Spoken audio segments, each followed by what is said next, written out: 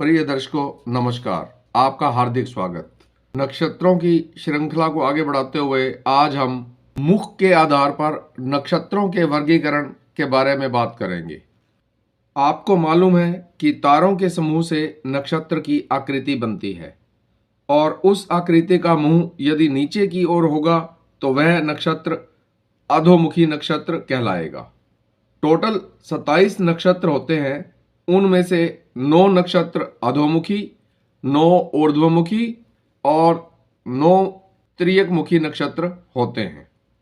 पहले हम अधोमुखी नक्षत्र के बारे में जानते हैं। देखिए, अधोमुखी नक्षत्र के अंतर्गत आने वाले नक्षत्र होते हैं भरणी, कृतिका, अश्लेषा, मघा, पूर्वा फाल्गुनी, विशाखा, मूल, पूर्वाषाढ़ा एवं पूर्व भाद्रपद। ये 9 नक्षत्र अधोमुखी नक्षत्र के अंतर्गत आते हैं।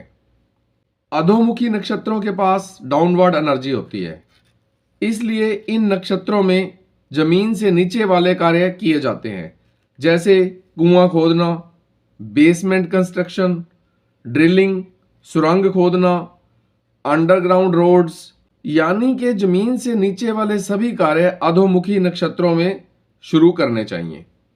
यदि किसी व्यक्ति ने कोई रिसर्च वर्क स्टार्ट करना हो, पीएचडी करनी हो, कंप्यूटर वर्क में कोडिंग करना हो, ज्योतिष सीखना हो, ये सभी कार्य अधोमुखी नक्षत्रों में किए जाने चाहिए, तभी आपको सफलता मिलेगी। यदि आपने शत्रुओं को डीमोटिवेट करने वाला कोई कार्य करना है तो भी इन्हीं नक्षत्रों का यूज करना चाहिए।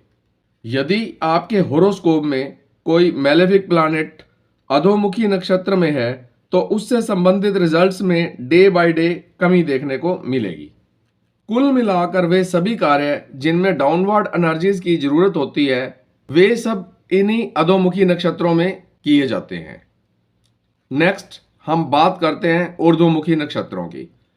ऊर्ध्वमुखी नक्षत्रों में आते हैं रोहिणी, आर्द्रा, पुष्य, उत्तरा फाल्गुनी, उत्तराषाढ़ा, श्रवण, धनिष्ठा, शतभिषा एवं उत्तरा भाद्रपद।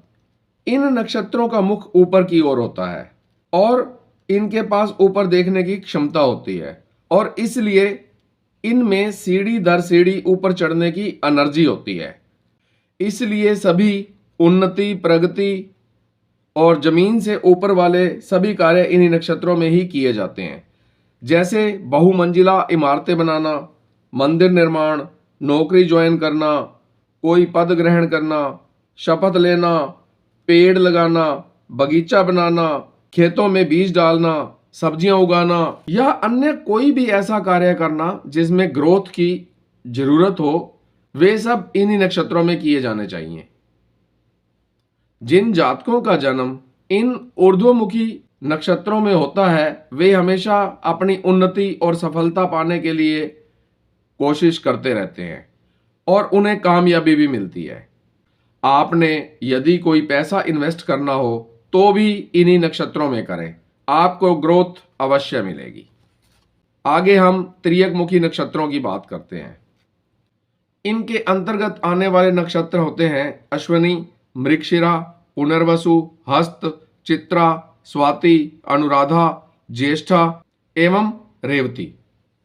इन नक्षत्रों में सामने, बाएं और दाएं देखने की क्षमता होती है, इसलिए इनमें यात्रा करना, गाड़ियों का क्रय विक्रय, पशुओं का क्रय विक्रय, हल चलाना, कोई मशीनरी चालू करना, सड़क निर्माण इत्यादि सभी कार्य इन्हीं तिर्यकमुखी नक्षत्रों में किए जाते हैं।